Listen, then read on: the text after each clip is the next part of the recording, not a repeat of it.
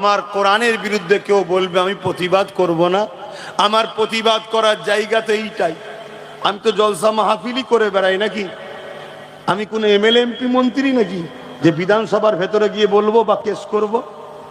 কথা বুঝছেন না, বোঝেন না? জায়গা এইটা, তাহলে আমি এই জায়গা থেকেই ইসলাম বিরোধীদের প্রতিবাদ করব না করব না? আপনাদের অসুবিধে হয় নাকি? খারাপ লাগে নাকি? একটু হাত তুলে সাক্ষী দেন, খারাপ লাগে, অসুবিধে হয়? হায় হায়, আমরা এত খারাপ হয়ে গেলাম যে দুনিয়ার স্বার্থে, দুনিয়ার লোভে আল্লাহর কোরআনের বিরুদ্ধে যে বলছে তার বিরুদ্ধে মামলা করছি না।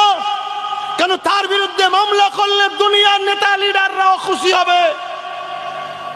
আমরা এত খারাপ হয়ে গেলাম, আমার ইসলামের বিরুদ্ধে কেউ বলবে রেপ করে ভালো কাজ, তার বিরুদ্ধে মামলা করতে যাচ্ছি না। কেন? করলে আমাকে দুনিয়ার কেউ খারাপ বলবে। একবারও ভাবছি না আমার আল্লাহ আমাকে কি বলছে। শুনছেন তো নাকি?